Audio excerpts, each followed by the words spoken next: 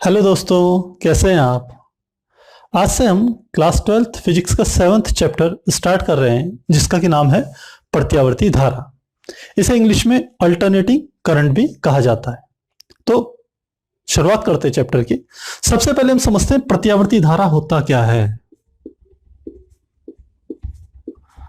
प्रत्यावर्ती धारा,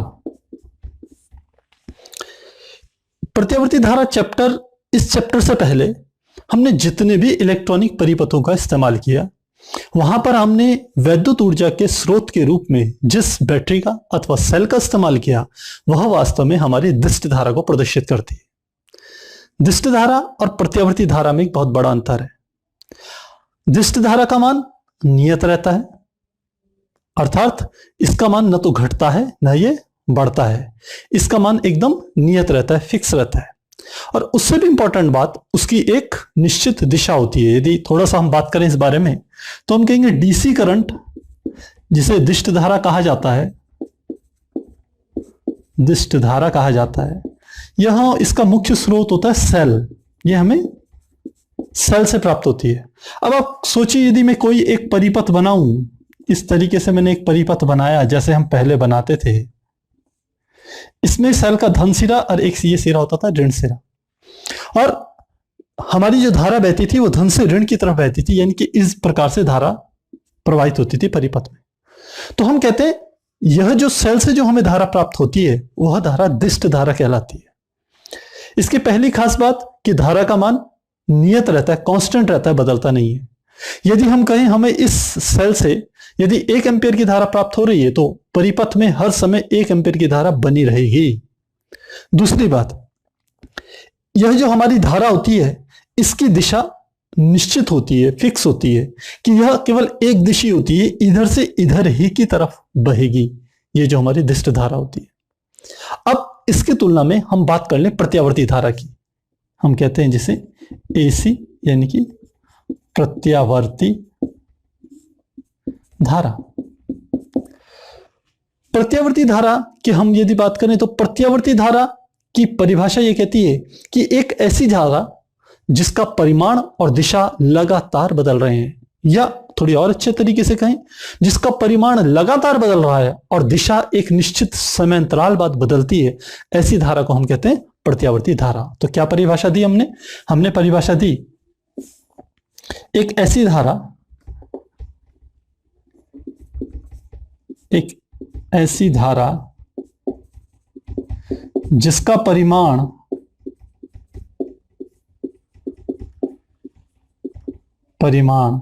लगातार बदल रहा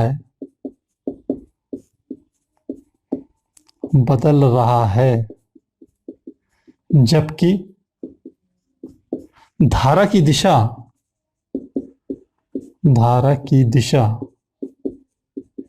एक निश्चित समय अंतराल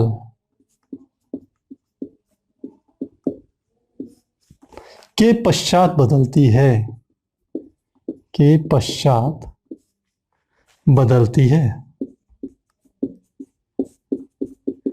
तो ऐसी धारा को हम क्या कहते हैं, प्रत्यावर्ती धारा।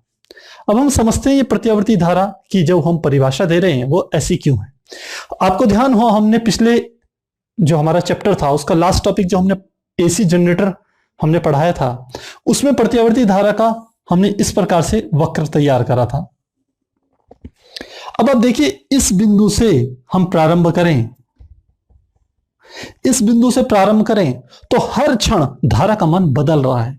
इस बिंदु पर कुछ और रहा होगा, इस बिंदु पर धारा का मान ये हो गया, इस बिंदु पर धारा का मान ये हो गया, इस बिंदु पर धारा का मान ये हो गया, इस बिंदु पर फिर से क्या हो गया, 0।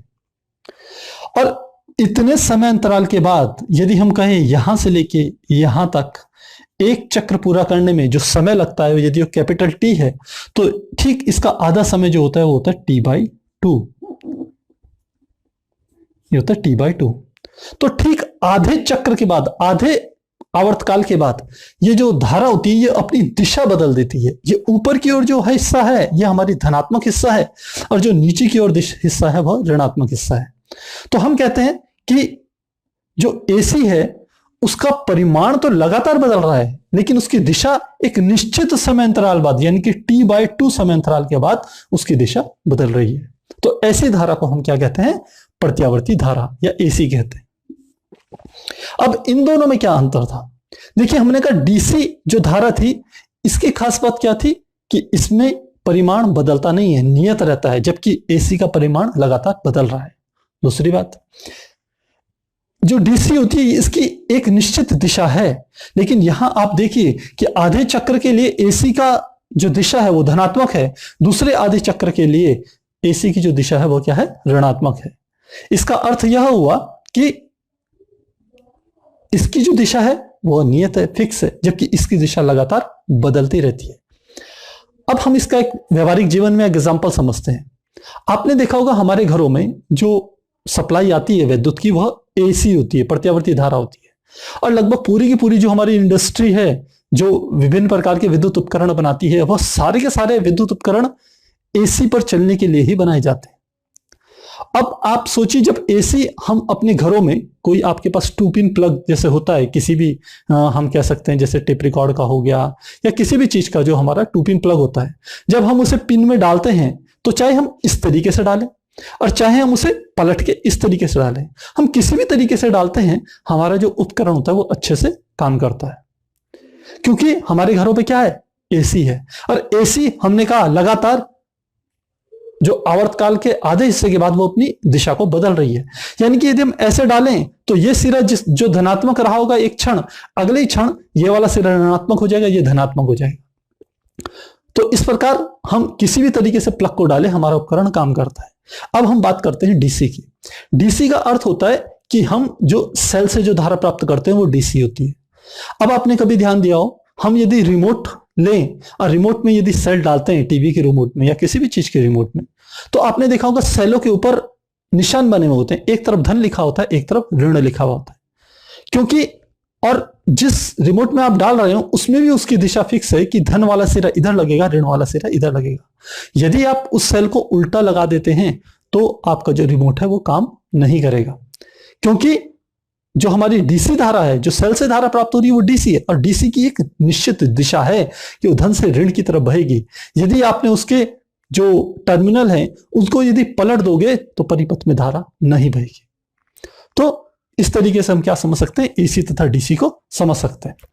अब हम प्रत्यावर्ती धारा की कुछ सामान्य परिभाषाओं को समझेंगे और देखेंगे यह परिभाषाएं हमारे इस चैप्टर में काफी उपयोगी भी होगी। तो सबसे पहले हम समझते हैं कि जो प्रत्यावर्ती धारा होता है इसका आयाम क्या होता है। पहला हम परिभाषा ले रहे हैं, आयाम। जो हम इस समय परिभाषा बता रहे हैं यह आपने 11th क्लास में तरंग वाले जब चैप्टर पढ़ा होगा तो आपने उसमें यह सारी की सारी परिभाषाएं जरूर पढ़ी होंगी। तो पहला हम समझते हैं कि आयाम क्या होता है।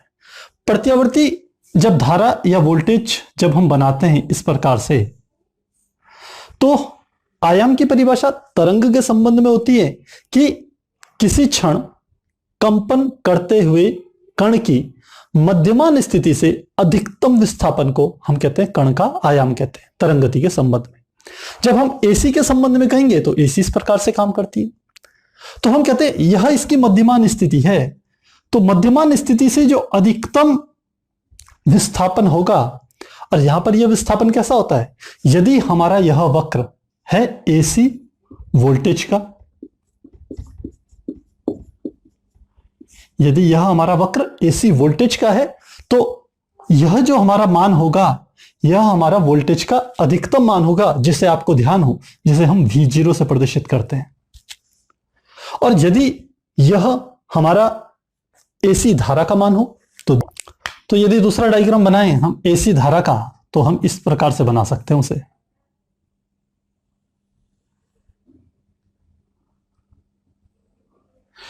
तो यह जो धारा का मान है, यह वाला मान मध्यमान स्थिति से अधिकतम जो विस्थापन हो रहा है, यह जो धारा का मान है यह अधिकतम धारा कहलाती है, जिसे हम I0 से प्रदर्शित करते हैं। यह दोनों धनात्मक दिशाओं में है, यह भी और यह भी। जब इस जगह पर बनाएंगे तो यहां पर धारा का मान तो यही होगा, I0 ही होगा, लेकिन यह कैसा होगा, ऋणात्मक होगा। तो हम आयाम की परिभाषा कैसे दे सकते हैं? हम कहते हैं मध्यमान स्थिति से अधिकतम विस्थापन को हम क्या कहेंगे? आयाम कहते हैं। अब हम दूसरी परिभाषा लेते हैं जिसे हम कहते हैं आवर्तकाल। आवर्तकाल। आयाम को एम्पलीट्यूड कहा जाता है, आवर्तकाल को टाइम पीरियड कहा जाता है। आवर्तकाल का अर्थ होता है कि तरंग के संदर्भ में कहें तो हम कहते हैं कंपन करने वाली अथवा दोलन करने वाली अथवा सरल आवर्त गति करने वाली कोई वस्तु एक कंपन या एक दोलन या एक चक्कर लगाने में जितना समय लेती है उसे उसका क्या कहते हैं? आवर्तकाल कहते हैं। अब यदि एसी के संदर्भ में कहें तो हम कहते हैं जो एसी एक कंपन में, यह हमारा एक कंपन या एक चक्र में जितना समय लगता है उसे क्या कहते हैं? इसका आवर्तकाल कहते हैं।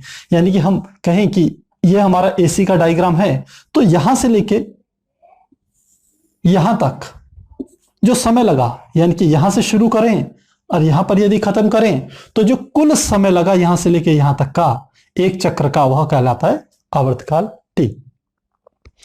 और हम कहते हैं जो आवर्तकाल जो हमारा होता है, आवर्तकाल का सूत्र होता है टी बराबर, अब इस सूत्र को आपने डायरेक्ट पढ़ा होगा वहां पर, तो T इज इक्वल टू होता था 2 पाई अपॉन ओमेगा।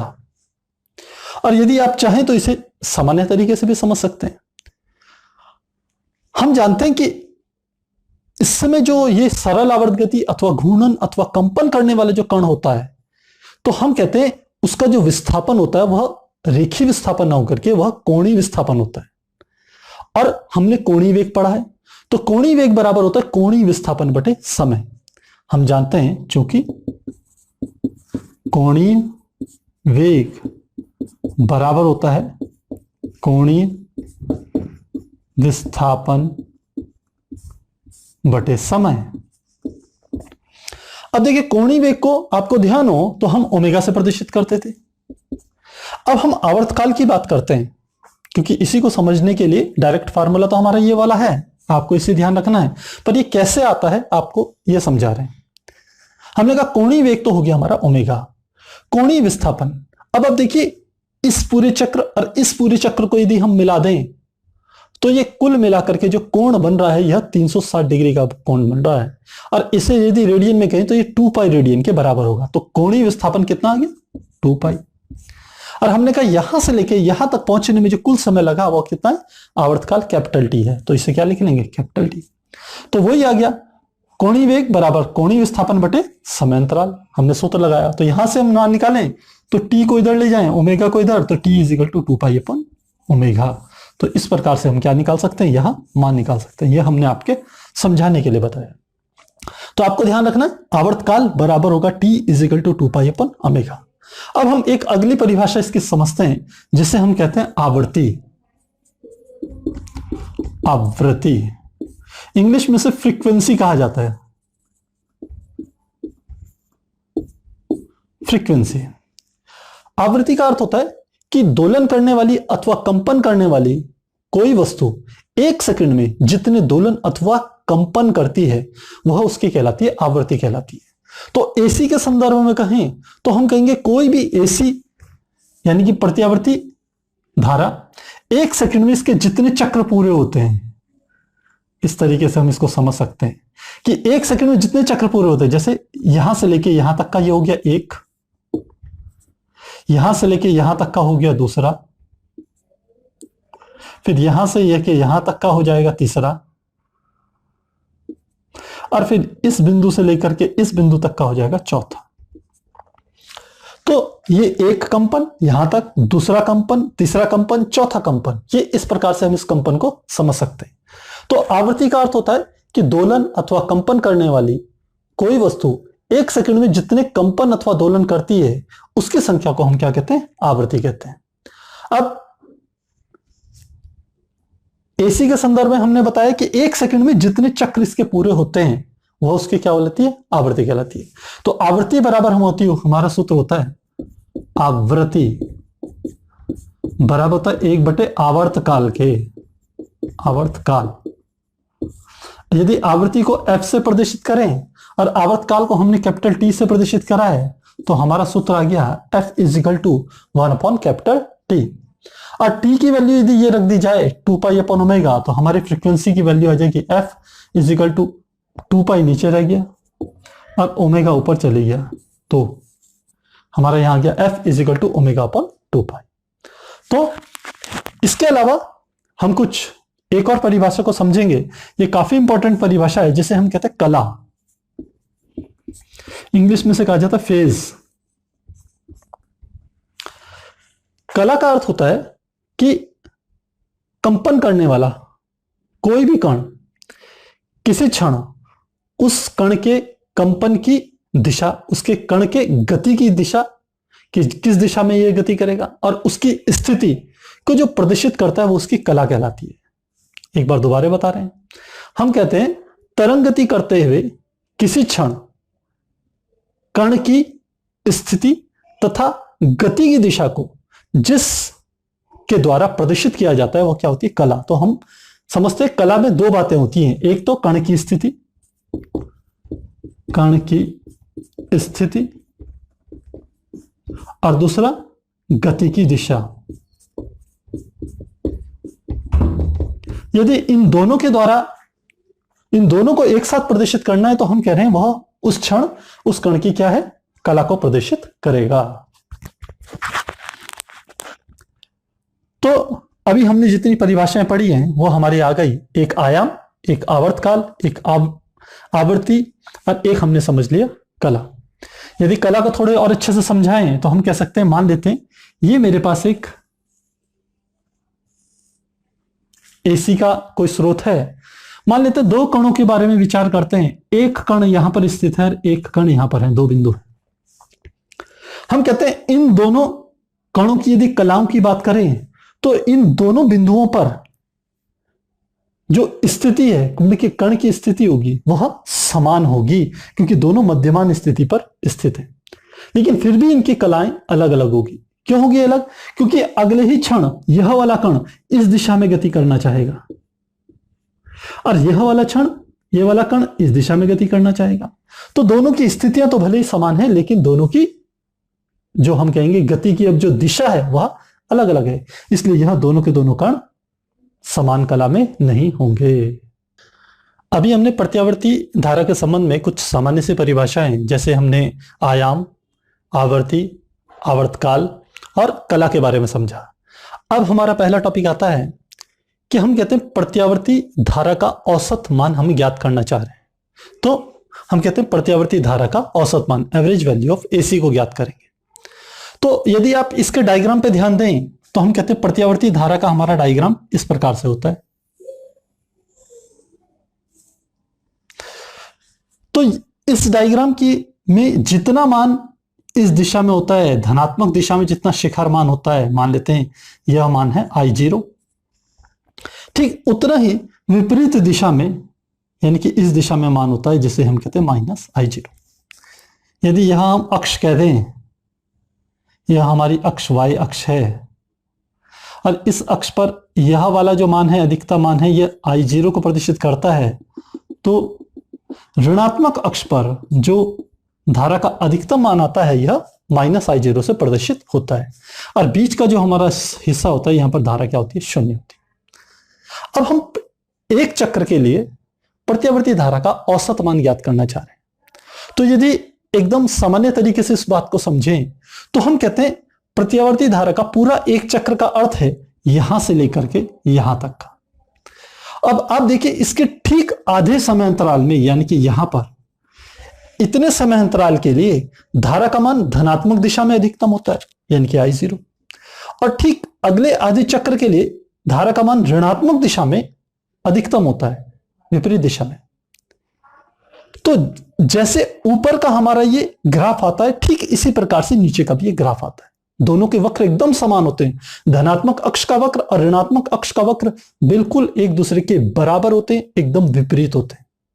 तो यदि यहां से हम जनरल आइडिया लें तो धारा का औसत मान पूरे एक चक्र के लिए जो होगा वह शून्य आ जाएगा क्योंकि जितना धनात्मक है उतना ही क्या है, ऋणात्मक।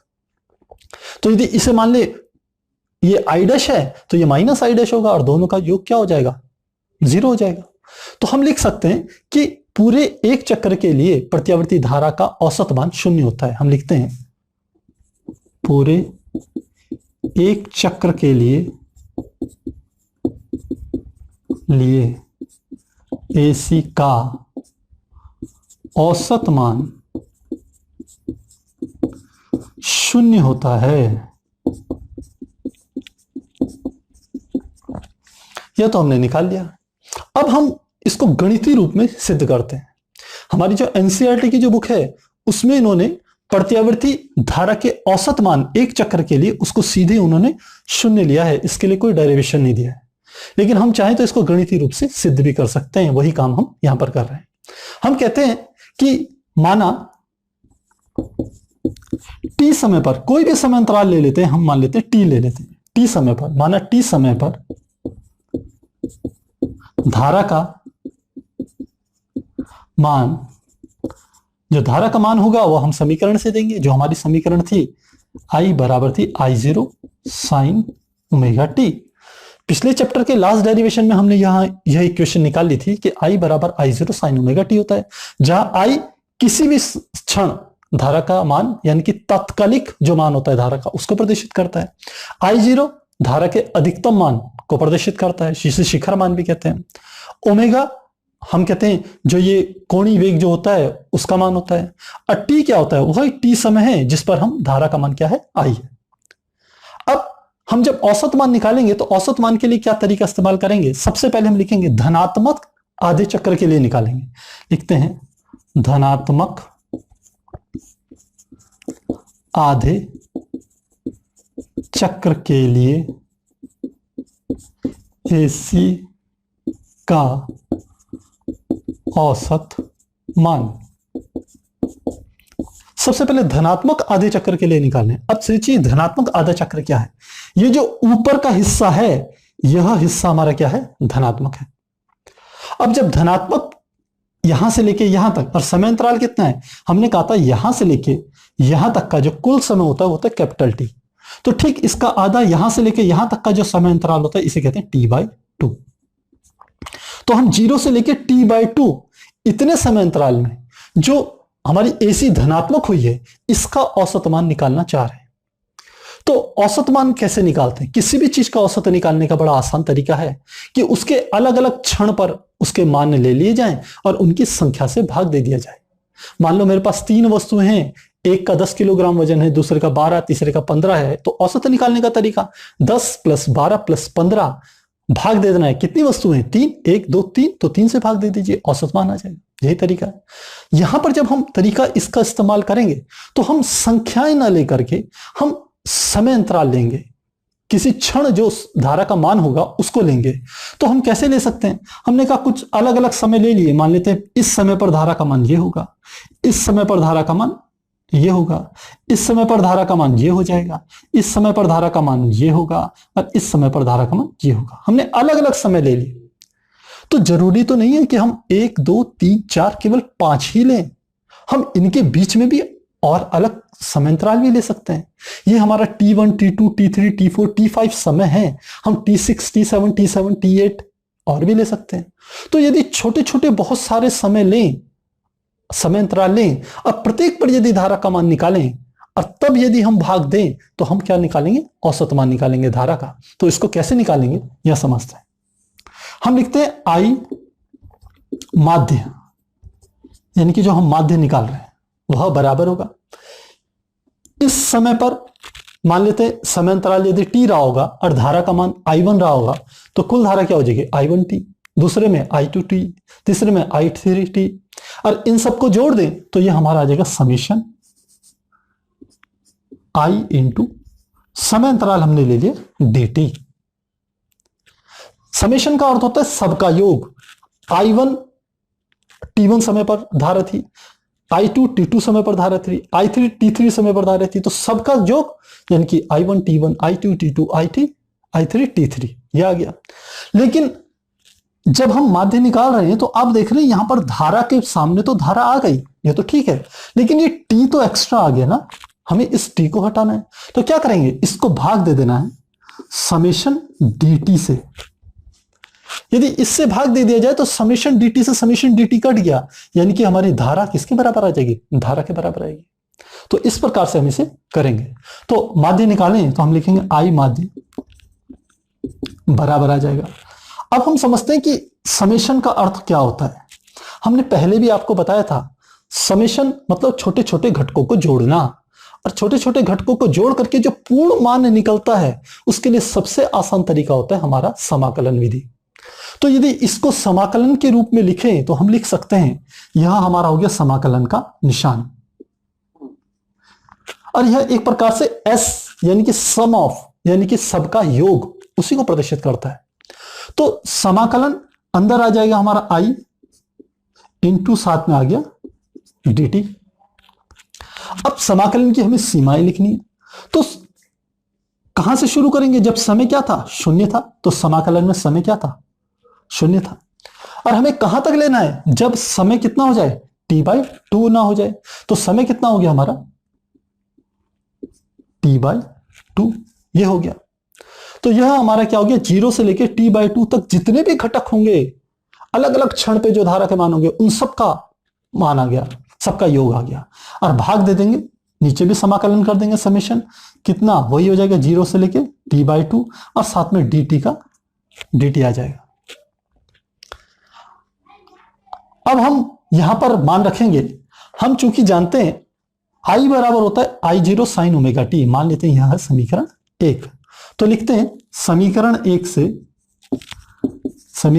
से I का मान रखने पर, जब रखेंगे तो क्या आ जाएगा, यह आ जाएगा I माध्य बराबर आ जाएगा समाकलन 0 से लेके t/2 तक है। I की जगह क्या लिखना है, I0 sin ओमेगा t, तो हम लिख लेते हैं I0 sin omega t into dt, और बटे हमारा क्या आ जाएगा, समाकलन 0 से लेके t/2 तक और साथ में क्या आ गया dt। अब हमें यहां पर सूत्र लगाने हैं।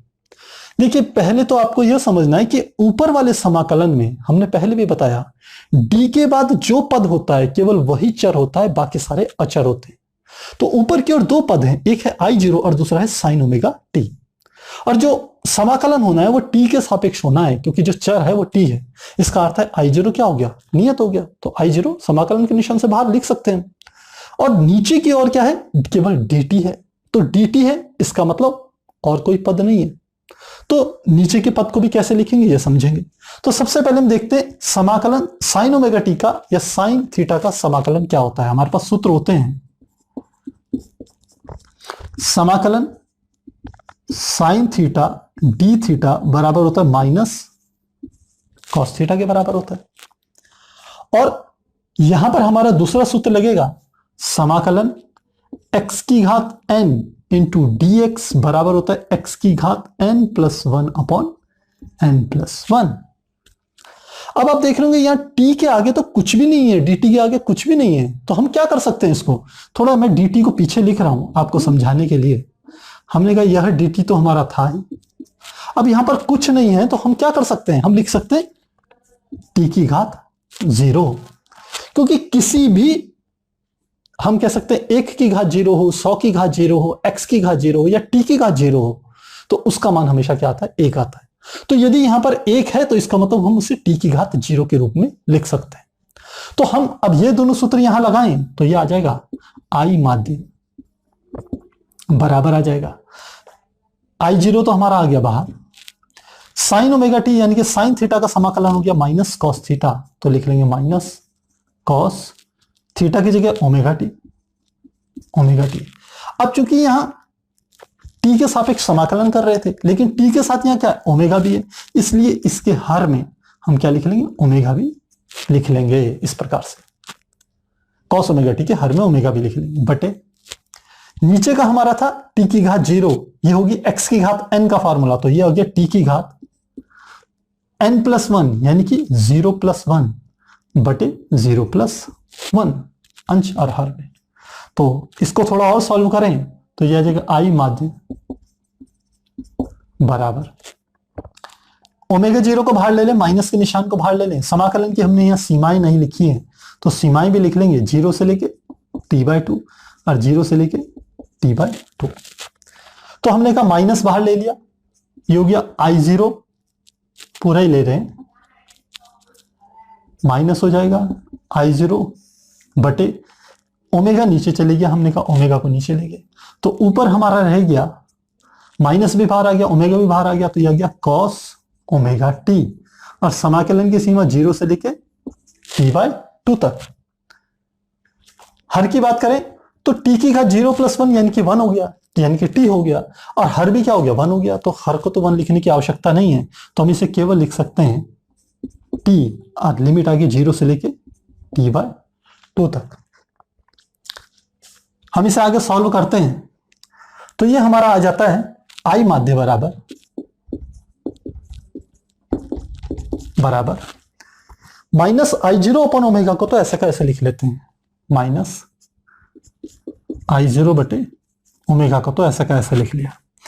अब cos ओमेगा t में हमने कहा था पहले t की जगह, स्मॉल t की जगह अपर लिमिट यानी कि उच्च सीमा रखते हैं कैपिटल T/2, तो लिखेंगे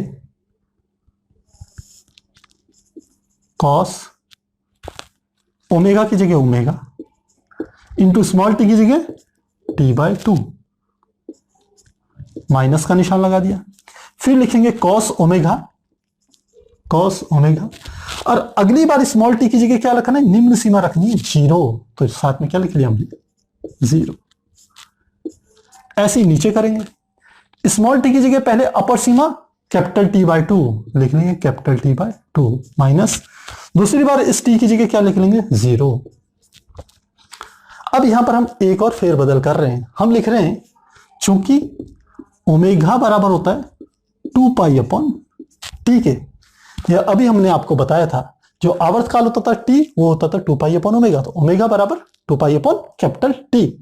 यह मान ओमेगा का यहां और यहां दो जगह रखेंगे हम, तो हमारा मान आएगा I माध्य बराबर, ये हो गया माइनस I0 बटे ओमेगा, तो ऐसा का ऐसा आ गया, ये हमारा नीचे आ गया T/2, तो नीचे जो T/2 आया है इसको लिख लेते हैं ऐसे ही, मल्टीप्लाई T/2 ऐसे लिख लिया।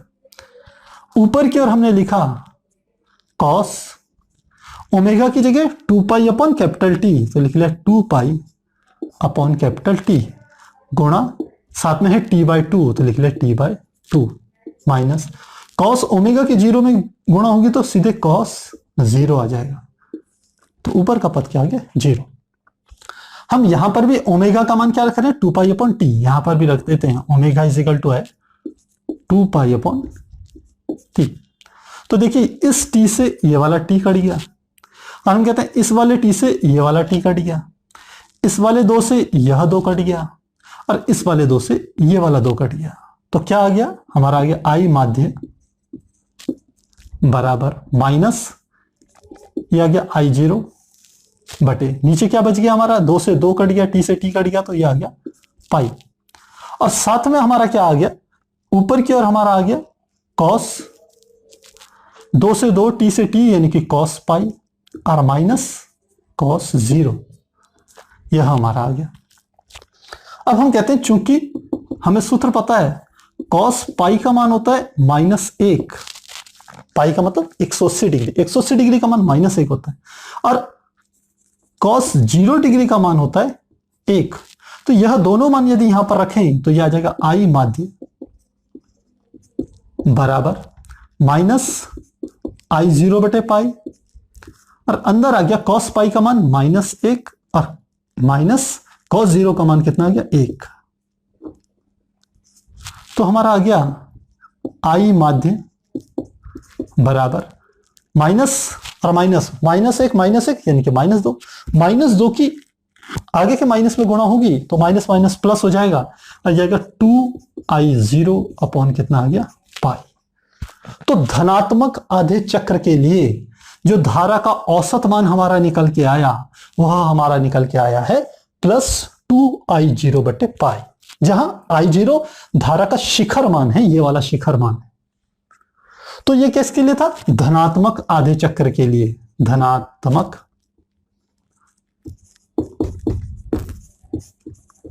आधे चक्र के लिए।